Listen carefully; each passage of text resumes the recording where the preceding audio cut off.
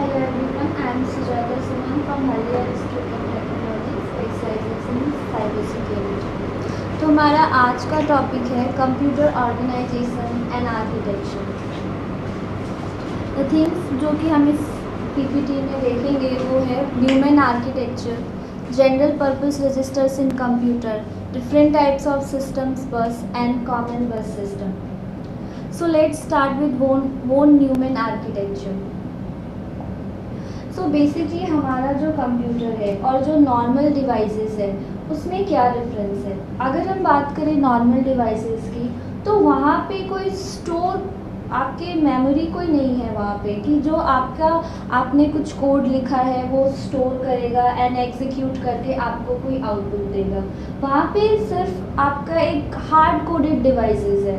But हम जो computer use करते हैं वहाँ पे हमारा एक स्पेसिफिक मेमोरी स्टोरेज एरिया है जहाँ पे आप अपने कोड को स्टोर करते हैं and then it execute and give you the output. तो हमारे पास बेसिकली हमारे पास दो टाइप के कंप्यूटर्स है। एक फिक्स प्रोग्राम कंप्यूटर जो कि आपका एवरीडे कैलकुलेटर आप देख सकते हो, जहाँ पे कुछ भी स्पेस नहीं है मेमोरी को स्टोर करने के लिए और आपके कोड को स्टोर करने के लिए।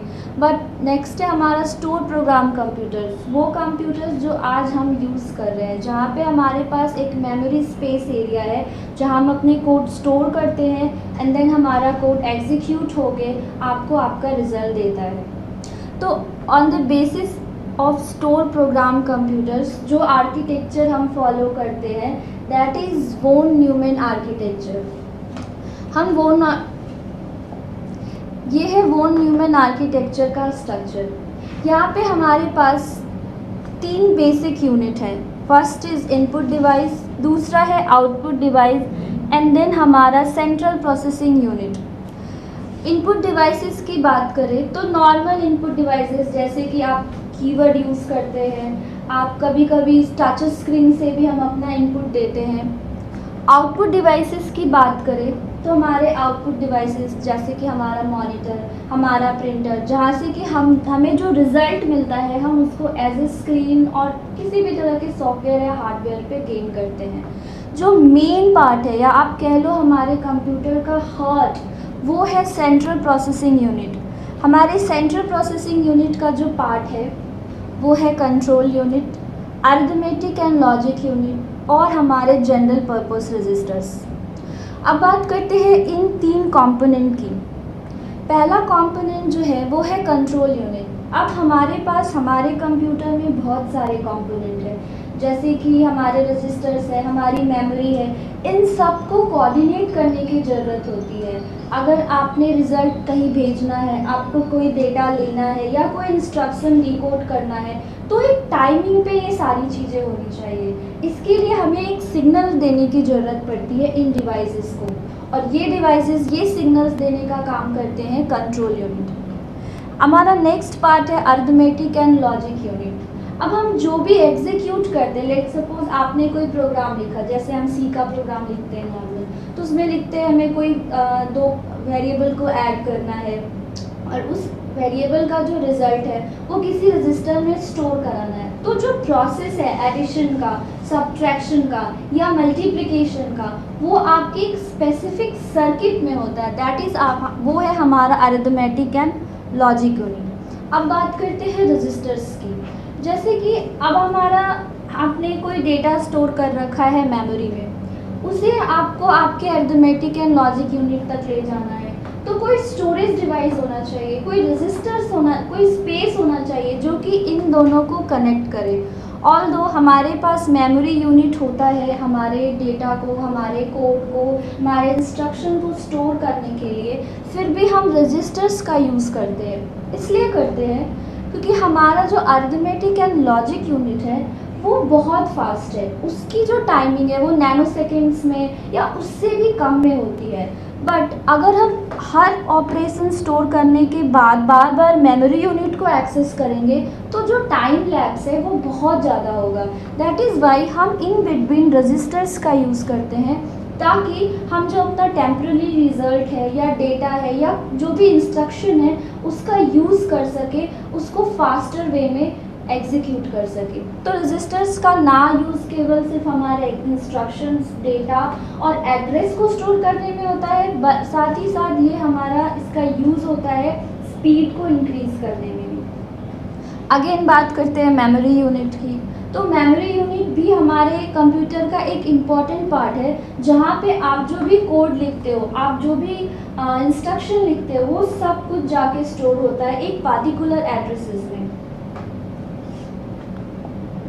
ये 3 बेसिक कंपोनेंट जो अभी हमने डिस्कस किया न्यूमैन आर्किटेक्चर में, आपका सीपीयू, मेन मेमोरी और input output devices, control signals, control units, जैसा कि मैंने बताया कि हमारे सिस्टम को एक टाइमिंग के थ्रू, एक सिग्नल्स के थ्रू कोऑर्डिनेट करने की ज़रूरत होती है, एंड ये कोऑर्डिनेशन प्रोवाइड कहाँ से होता है? आपके कंट्रोल यूनिट में। अरिथमेटिक एंड लॉजिक यूनिट की बात करें तो आपको ज़रूरत है आपके ऑपरेशन को, आपके इंस्ट्रक्शन को रन कराने का, वो कहाँ पे होता है? आपके अरिथमेटिक एंड लॉजिक यूनिट पे। वैसे हमारा मेन मेमोरी क्या है? जब भी आप कोई प्रोग्राम लिखते हो, कोई कोड लिखते हो, तो वो कहाँ स्टोर होता है? मेन मेमोरी में। और हमारा मेन मेमोरी जो है वो रैंडम एक्सेस मेमोरी है। मीन्स दैट कि ऐसा नहीं है कि आपने एक प्रोग्राम लिखा तो एक पार्टिकुलर चंक में जाके वो स्टोर हो गया एंड कंटिन्यूसली स्टोर हो गया, नहीं। कुछ पार्ट आपके अपर पार्ट में, कुछ कहीं और, कुछ कहीं और। तो हमारा मेन मेमोरी जो है वो क्या है? रैंडम एक्सेस मेमोरी है, जहाँ पे आप किसी भी डेटा को या आप किसी भी इंस्ट्रक्शन को या किसी भी अगर पार्टिकुलर एड्रेस है उसको हम रैंडमली एक्सेस करते हैं। अगेन इनपुट आउटपुट डिवाइसेस की बात करें तो सिंपली आप जो कीवर्ड यूज़ करते हैं, जो मॉनिटर आपका आउटपुट डिवाइसेस है, तो ये जो है आपके न्यूमैन आर्किटेक्चर में जो बेसिक आर्किटेक्चर हम फॉलो करते हैं अपने कंप्यूटर सिस्टम में। अभी जो मोस्ट ऑफ कंप्यूटर जिस आर्किटेक्चर को फॉलो करके बनाए जाते हैं, that is on the basis of Neumann architecture पे। न्यूमैन आर्किटेक्चर में 2 चीज़ें जो इम्पॉर्टेंट है हमें ध्यान देने के लिए, वो एक ये है कि ये जो प्रोसेस, ये न्यूमैन आर्किटेक्चर है, वहाँ पे हम कॉमन मेमोरी स्टोरेज सिस्टम की बात करते हैं। मतलब जहाँ आपका कोड स्टोर होगा वहीं आपका डेटा स्टोर होगा। आपके कोड के लिए और आपके डेटा के लिए अलग अलग स्पेस नहीं है। ये एक डिसएडवांटेज है मैम आपके न्यूमैन आर्किटेक्चर का, क्योंकि अब जब एक जगह ही आपका कोड और डेटा सेव होगा, सब कुछ एक जगह एक ही फॉर्मेट में सेव होगा, तो आपको एक्स्ट्रा टाइम लगेगा उसको डिकोड करने में, या एक्स्ट्रा कॉम्प्लेक्सिटी लगती है। तो ये एक डिसएडवांटेज है हमारे न्यूमैन आर्किटेक्चर का। बट बाकी सारी चीज़ें हम कंपोनेंट और मेमोरी स्टोरेज इसी वे में न्यूमैन आर्किटेक्चर को फॉलो करते हैं। अब इन डेप्थ हम देखते हैं अलग अलग कंपोनेंट्स को इन न्यूमैन आर्किटेक्चर को। आगे बात करते हैं जनरल पर्पस रजिस्टर्स का। अभी मैंने बताया हमारे सेंट्रल प्रोसेसिंग यूनिट का एक पार्ट है रजिस्टर्स का। पहले बात करते हैं कि अगर मेरे पास मेमोरी है स्टोरेज के लिए, तो फिर एक्स्ट्रा स्टोरेज के लिए रजिस्टर्स की क्या ज़रूरत है? तो जैसा कि आपने देखा, हमारा जो ऑपरेशन है वो कहाँ पे परफॉर्म हो रहा है? आपके ALU में। तो ऑब्वियसली वहाँ से जो स्टोरेज हुआ, वहाँ पे जो रिज़ल्ट आया वो आपको कहीं स्टोर कराना होगा, वहाँ तक किसी डेटा को ले जाना होगा। तो वहाँ जो प्रोसेसिंग है वो बहुत फास्ट हो रही है। आपकी मेमोरी के पास इतना स्पीड नहीं है कि वो आपके ALU के साथ कॉप अप कर सके। दैट इज़ वाई हम बहुत सारे जनरल पर्पस रजिस्टर्स का यूज़ करते हैं। कुछ एग्जाम्पल है accumulator, data register, address register, program counter, memory data register, instruction registers और टेम्पररी रजिस्टर। आइए वन बाय वन देखते हैं कि इन रजिस्टर्स का क्या यूज़ है। पहले ये समझते हैं कि ये रजिस्टर्स आपस में वर्क कैसे करते हैं। रजिस्टर्स के 3 इम्पॉर्टेंट पार्ट हैं: फेच करना, डिकोड करना एंड एग्जीक्यूशन के लिए आपके ALU के पास ये भेजता है। जब कोई इंस्ट्रक्शन, लेट सपोज कि कोई आप प्रोग्राम रन कर रहे हो, तो आप क्या करते हो? प्रोग्राम काउंटर से जो नेक्स्ट इंस्ट्रक्शन रन होने वाला है उसे क्या करते हो? फेच करते हो। तो हमारा प्रोग्राम काउंटर रजिस्टर है वो क्या करता है? फेचिंग का काम। उसके बाद जब मेरे पास कोड आया, मेरे पास जब इंस्ट्रक्शन आया, तो हमें इंस्ट्रक्शन को डिकोड करना होता है। अब इंस्ट्रक्शन को डिकोड क्यों करना होता है? अभी मैंने बोला आपके न्यूमेन आर्किटेक्चर में जैसे आपका डेटा स्टोर है वैसे ही आपका कोड स्टोर है। तो कौन सा पार्ट मेरे ऑपरेटर का है, कौन सा पार्ट मेरे ऑपरेंड का है, ये मुझे डिकोड करना होता है। ये प्रोसेस अगेन आपके इंस्ट्रक्शन रजिस्टर्स में होता है, that is the process of decoding. Next execute, वो फिर आपके ALU में जाएगा। आपका जो एक्यूमुलेटर है जो बेसिकली आपके ALU से कनेक्टेड होता है, वहाँ पे वो रिजल्ट आके स्टोर होगा। अब अगेन वन बाय वन एक एक रजिस्टर्स का यूज़ देखते हैं वो कैसे वर्क करता है। One of the most important registers है आपका एक्यूमुलेटर। विदाउट एक्यूमुलेटर आपके आर्किटेक्चर का कल्पना भी नहीं किया जा सकता, बिकॉज आप कुछ भी परफॉर्म करते हो अपने अर्थमेटिक एंड लॉजिक यूनिट में, उसके रिजल्ट को हमें कहाँ स्टोर कराना पड़ता है, एक्यूमुलेटर में। एक्यूमुलेटर में लोड करके या उसमें लोड करके इंक्रीमेंट करके हम अपने रिजल्ट को भी गेन करते हैं। नेक्स्ट है आपका मेमोरी एड्रेस रजिस्टर्स। अभी मैंने बोला आपके जो भी कोड है, जो भी डेटा है, वो मेमोरी के स्पेसिफिक ब्लॉक में स्टोर है। तो उस ब्लॉक को फेच करना, उस ब्लॉक में आपका एड्रेस को जाना, ये कहाँ पे होगा, आपके मेमोरी एड्रेस रजिस्टर में। Memory data registers, memory data registers वो रजिस्टर्स होंगे जहाँ पे एड्रेस तो आपने फेच कर लिया कि ओके मेरा ये पार्टिकुलर कोड इस एड्रेस पे लिखा है, बट क्या कोड लिखा है, क्या ऑपरेंड है, क्या ऑपरेटर है, वो भी कहीं स्टोर कराना होगा। और वो कहाँ पे स्टोर होगा, मेमोरी डेटा रजिस्टर में। नेक्स्ट है जनरल पर्पस रजिस्टर। जब आप अपना अर्थमेटिक एंड लॉजिक यूनिट पे वर्क करते हो तो मुझे बहुत सारे टेम्पररी रिजल्ट स्टोर कराने होते हैं। फॉर एग्जांपल एक सिंपल सा इंस्ट्रक्शन लेते हैं, add A, B and C and store the result. अब यहाँ पे आप देखो मुझे 3 रजिस्टर्स चाहिए, A को स्टोर A के लिए, B के लिए, C के लिए, एंड देन फिर मुझे उसको स्टोर कराना है एक पार्टिकुलर रजिस्टर में। अब ये काम आप एक्यूमुलेटर के भी थ्रू कर सकते हो, बट एक सिंपल से इस 3 डिजिट के नंबर को ऐड करने में आपको बहुत सारा कोड, असेंबली कोड लिखना होगा। बट अगर आपके पास जनरल पर्पस रजिस्टर्स हैं तो आप इसका यूज़ करके आप फास्टली ये इंस्ट्रक्शन एग्जीक्यूट करा सकते हो। तो ऐसे करके हमारे पास बहुत सारे जनरल पर्पस रजिस्टर्स होते हैं जहाँ पे आप टेम्पररी अपने डेटा को स्टोर करा के रिजल्ट गेन करके आप मेमोरी में इसको स्टोर करा सकते हो। Again program counter. Program counter is also a very important register. Let suppose आपने एक प्रोग्राम लिखा एडिशन का, ऐड किया, उसके बाद सब्ट्रैक्शन का लिखा, और उसके बाद आप उस रिजल्ट को कहीं स्टोर करा रहे हो। तो अभी एडिशन का काम आपके कंप्यूटर में चल रहा है। आप जानते हो हमारे कंप्यूटर में कॉन्टेक्स्ट स्विचिंग होती है, मीन्स दैट आप एक प्रोग्राम रन करा रहे हो, लेट सपोज आपने दूसरा प्रोग्राम रन कराया, लेट सपोज मैं यूट्यूब चला रही हूँ, उसके बाद मुझे कोई PDF पढ़ना है। तो क्या हो रहा है, एक प्रोग्राम से दूसरे प्रोग्राम में कॉन्टेक्स्ट स्विचिंग हो रही है, एक प्रोग्राम से दूसरे प्रोग्राम में एग्जीक्यूशन स्विच कर रहा है। तो हमारे कंप्यूटर को ये जानना बहुत ज़रूरी है कि लास्ट कौन सा इंस्ट्रक्शन एग्जीक्यूट हुआ एंड अब मुझे कौन सा इंस्ट्रक्शन एग्जीक्यूट कराना है। तो प्रोग्राम काउंटर आपका वो रजिस्टर्स होता है जो कि आपके नेक्स्ट होने वाले इंस्ट्रक्शन को स्टोर करता है, ताकि जब कॉन्टेक्स्ट स्विचिंग हो, एक सपोज मैंने कुछ एक स्पेस तक वो वीडियोस देख लिया था, मैंने PDF देखना ख़त्म कर दिया, अब मुझे वापस से वो वीडियो चलाना है, तो अब स्टार्टिंग से आप चला सकते हो, लेकिन अगर कंप्यूटर ने कॉन्टेक्स्ट स्विचिंग की है तो वो वहीं से स्टार्ट होगा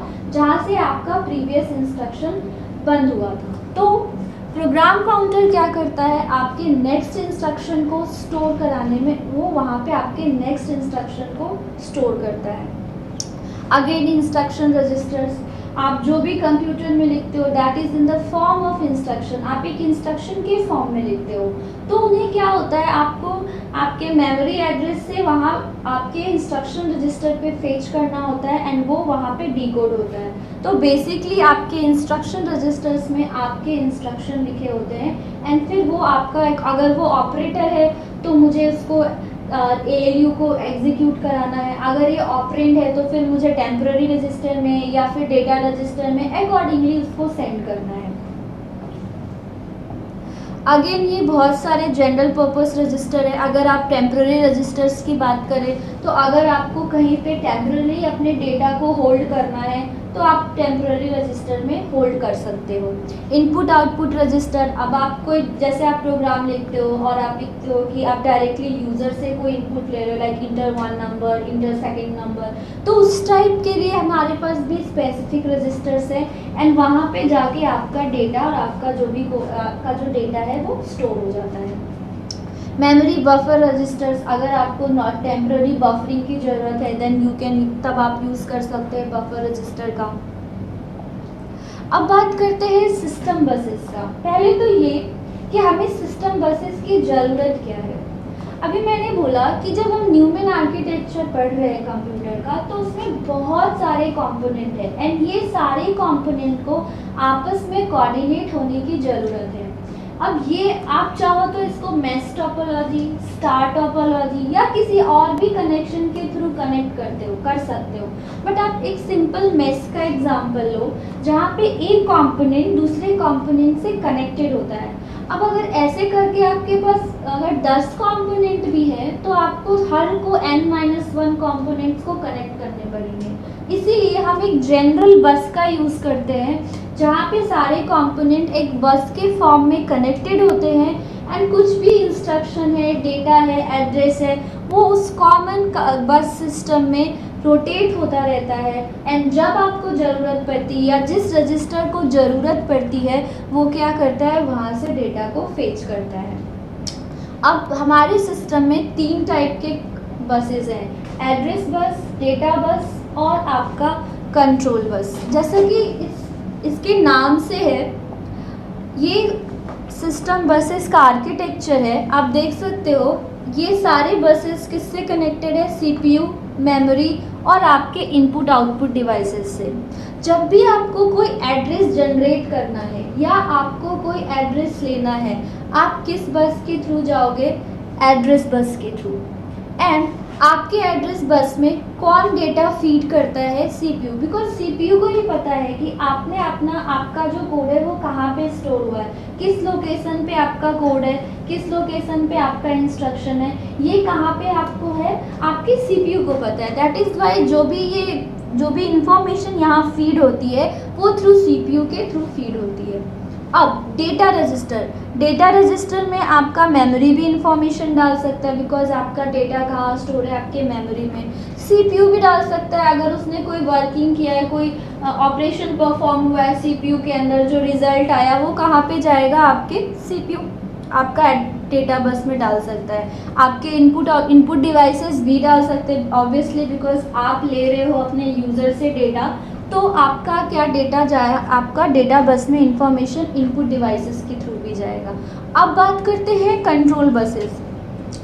कंट्रोल बसेस जो है वो बाई डायरेक्शनल है। यहाँ पे आप देख सकते हो सीपीयू क्या करेगा, सिग्नल भेजेगा कंट्रोल बसेस को। अगर जैसे मुझे किसी रजिस्टर को एक्टिवेट करना है, मुझे बोलना है किसी रजिस्टर को कि ओके बस में डेटा ट्रेवल कर रही है या एड्रेस ट्रेवल कर रहा है, आपको वो एड्रेस फेच करना है, तो मैं बहुत सारे कंट्रोल सिग्नल्स जैसे कि लोड करो, अगर मुझे रजिस्टर में कोई कुछ इंक्रीमेंट ऑपरेशन परफॉर्म करने हैं तो मैं बोल सकती हूँ कि इंक्रीमेंट करो, अगर मुझे उस रजिस्टर को क्लियर करना है तो मैं बोल सकती हूँ क्लियर। तो इस टाइप के बहुत सारे कंट्रोल सिग्नल्स जो है वो आपके कंट्रोल बस के थ्रू उसमें ट्रैवल होते हैं। ये है आपके डेफिनेशंस, जैसे कि एड्रेस बसेस हैं तो आप उसमें एड्रेस रोटेट करोगे, आपके डेटा बसेस हैं तो उसमें क्या आपका डेटा जाएगा, एंड कंट्रोल्स बसेस जो है जहाँ पे आपका कंट्रोल सिग्नल्स ट्रैवल होगा। अब बात करते हैं common bus system. Newman architecture में हमने देखा कि हमारे पास अलग अलग कंपोनेंट हैं, इनपुट डिवाइसेस है, आउटपुट डिवाइसेस है, मेमोरी एरिया है एंड सीपीयू एरिया है। उसके बाद हमारे रजिस्टर्स है जिनको आपको क्या करना है, कोऑर्डिनेट करना है आपस में। उसके बाद हमारे पास क्या है, आपका सीपीयू है और हमारे बहुत सारे एड्रेसेस है। अब हम यहाँ पे क्या यूज़ कर रहे हैं, common bus system. Common bus system का मतलब है ऑल्दो हम चाहे तो एड्रेस के लिए अलग बस डिज़ाइन कर सकते हैं, डेटा के लिए अलग बस डिज़ाइन कर सकते हैं, अपने कंट्रोल के लिए अलग बस डिज़ाइन कर सकते हैं, बट हम एक कॉमन बस के थ्रू भी अपने डेटा को, एड्रेस को और अपने सिग्नल्स को ट्रैवल करा सकते हैं या रोटेट करा सकते हैं। अब देखते हैं कि इसमें वर्किंग कैसे होती है। इसमें इम्पोर्टेंस आता है आपके मल्टीप्लेक्सर का। आप देख सकते हो यहाँ पे 3 सिलेक्ट लाइंस हैं, S0, S1, S2। ये सिलेक्ट लाइंस क्या करते हैं, आपके जो डिफरेंट रजिस्टर्स हैं इन रजिस्टर्स को सिलेक्ट करते हैं। लेट्स सपोज ये रजिस्टर्स, ये एड्रेस रजिस्टर है, मुझे इस रजिस्टर्स को सिलेक्ट करना है, तो मैं क्या करूँगी, इस सेलेक्ट लाइन में डालूँगी 0, 0 एंड 0। 000 जाने से जो 0 पिन पे होगा वो रजिस्टर्स मेरा क्या होगा, सेलेक्ट होगा। उसके बाद आप देख सकते हो हमने अरेंज किया है इस वे में कि सारे रजिस्टर्स, आपके एड्रेस रजिस्टर, प्रोग्राम काउंटर, आपका एक्यूमुलेटर, इनपुट आउटपुट रजिस्टर और आपका टेम्पररी रजिस्टर्स, ये सारे रजिस्टर्स क्या कर सकते हैं, डेटा फीड कर सकते हैं एक कॉमन बस में। ना केवल ये डेटा फीड कर सकते हैं बल्कि यहाँ पे जो डेटा एक्यूमुलेट हुआ है या जनरेट हुआ है वो भी ये वापस इन बसेस में दे सकते हैं। मींस ये आइदर इंफॉर्मेशन ले सकते हैं बसेस से एंड इंफॉर्मेशन फीड कर सकते हैं बसेस को। अब देखो यहाँ पे हमारा क्या है, arithmetic and logic unit. Arithmetic and logic unit में क्या होगा, हमारे जितने भी ऑपरेशंस हैं, एडिशन का, सब्सट्रैक्शन का, मल्टीप्लिकेशन का, ये सारे ऑपरेशन क्या होंगे, यहाँ पे वर्किंग होंगे। अब बात करते हैं किसी प्रोग्राम का एग्जाम्पल लेके कि कैसे ये वर्किंग आगे होता है। आपने कोई प्रोग्राम लिखा है एडिशन का। अब आप क्या करोगे, सबसे पहले प्रोग्राम काउंटर में जाओगे एंड चेक करोगे कि क्या नेक्स्ट इंस्ट्रक्शन है। लेट्स सपोज आपको मिला कि नेक्स्ट इंस्ट्रक्शन है ऐड करना है और ऐड के बाद आपका ऑपरेंड का वैल्यू दिया गया है कि इस ऑपरेंड को ऐड करना है। तो आप क्या करोगे, सबसे पहले आप बोलोगे प्रोग्राम काउंटर में आपका आ गया जो भी इंस्ट्रक्शन है आपके पास। अब आप क्या करोगे, इंस्ट्रक्शन रजिस्टर को फीड करोगे कि मुझे इस इंस्ट्रक्शन को डिकोड करना है। तो क्या होगा, प्रोग्राम काउंटर से ये कहाँ पे जाएगा। अब आप देखो प्रोग्राम काउंटर क्या करेगा, इसमें फीड करेगा डेटा को एंड हमें क्या करना होगा, सिलेक्ट लाइन चेंज करना होगा। जैसे ही सिलेक्ट लाइन चेंज होगी आपका इंस्ट्रक्शन रजिस्टर क्या होगा, सिलेक्ट होगा। यहाँ पे मान लो मैंने इस कंट्रोल सिग्नल डाला लोड करने से क्या होगा, जो बस में मेरा इंस्ट्रक्शन जा रहा है वो यहाँ पे आके फीड होगा। जब ये इंस्ट्रक्शन यहाँ पे फीड होगा, अब ये क्या होगा, डिकोडिंग का प्रोसेस होगा। वो चेक करेगा कि मेरा एड्रेस जो है वो सिंगल यूनिट सिस्टम है, डबल एड्रेसिंग सिस्टम है, ट्रिपल एड्रेसिंग सिस्टम है। वो चेक करने के बाद वो डिसाइड करेगा कौन सा ऑपरेटर पार्ट है, कौन सा ऑपरेंड पार्ट है और वो उसके हिसाब से उसको डेटा फीड करेगा। लेट्स सपोज उसने डिसाइड वहाँ पे आया कि मेरा सिंगल एड्रेसिंग सिस्टम है, एक एड्रेस मुझे मिल गया। मैं क्या करूँगा, सबसे पहले जाके वो एड्रेस हमें ये फेच करना पड़ेगा कि वो जो ऑपरेंड है वो किस एड्रेस पे है। तो हम क्या करेंगे, एड्रेस रजिस्टर्स के पास जाएंगे। वो क्या करेगा, मेमोरी यूनिट से वो एड्रेस पे, उस पार्टिकुलर एड्रेस पे जाके चेक करेगा ऑपरेंड को कि वो ऑपरेंड कौन सा है। अगर मुझे वो ऑपरेंड मिल गया कि ठीक है, यहाँ पे जो ऑपरेंड है, लेट्स सपोज हमारे इंस्ट्रक्शन का फॉर्मेट इस वे में है।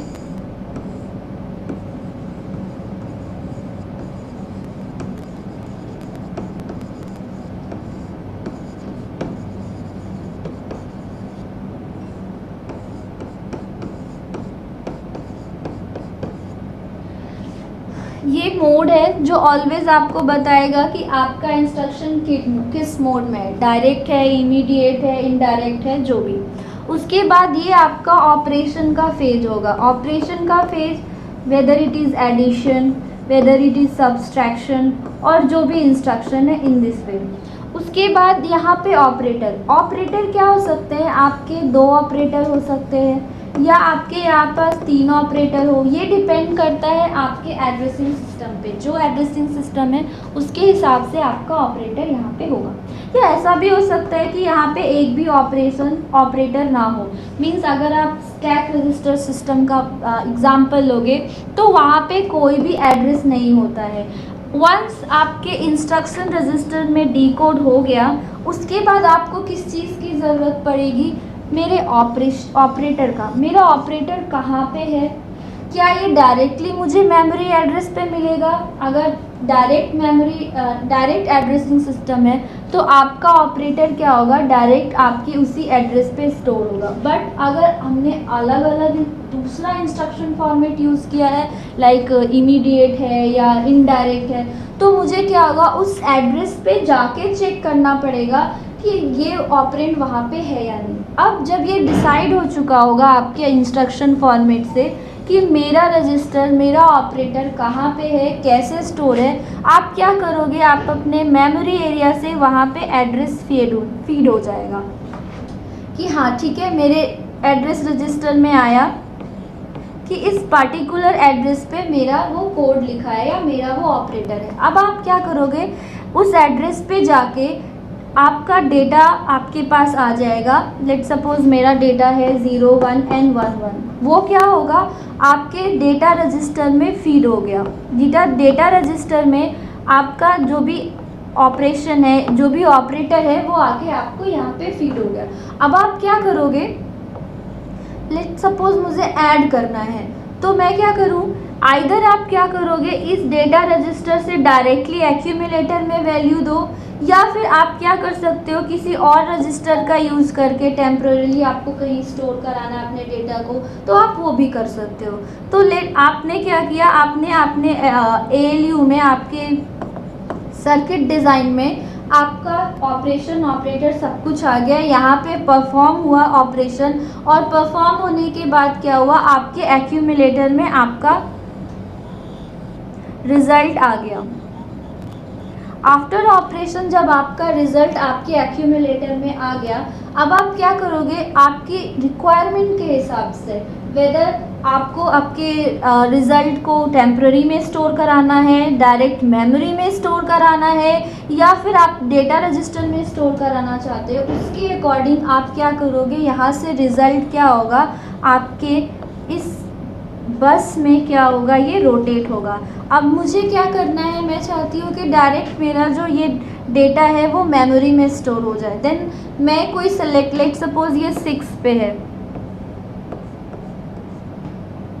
लेट सपोज ये 7 पे है, तो मैं सेलेक्ट लाइन पे दूंगी 1, 1, 1। जैसे ही 1, 1 दिया तो क्या होगा, आपका ये पार्टिकुलर मेमोरी कंपोनेंट क्या होगा, वो सिलेक्ट हो जाएगा। और जैसे ये सिलेक्ट होगा, आप कोई सिग्नल दोगे लोड करने का, तो आपके क्या हो जाएगा, यहाँ मेमोरी पे आपका ये आके स्टोर हो जाएगा, जहाँ पे ये स्टोर होगा। इस तरह से क्या हुआ, आपका एक पूरा इंस्ट्रक्शन क्या है, वो वर्क करता है अपने कंप्यूटर में। आप चाहो तो अब अगर दूसरा इंस्ट्रक्शन फिर रन करना है तो वो भी इसी वे में कनेक्ट होगा, इसी वे में वर्क करेगा। अब आपको यहाँ पे जो चीज़ें ध्यान रखनी है कि अभी मुझे आर्किटेक्चर में क्या मिनिमम चीज़ें मेंटेन करनी है, वो है फर्स्ट ऑफ ऑल तो आपका एक कॉमन सिस्टम होना चाहिए। आप देख रहे हो यहाँ पे एक कॉमन सिस्टम है। इस कॉमन सिस्टम में आइदर आपका डेटा, आपका एड्रेस और आपका कंट्रोल सिग्नल, ये तीनों ही इसमें फीड होने चाहिए। इसका जो साइज है वो आप अपने मेमोरी के अकॉर्डिंग डिज़ाइन करते हो। लेट सपोज मेरे मेमोरी का जो साइज़ है वो है 2⁻12 क्रॉस 16 बिट। इसका मतलब है कि आपकी मेमोरी में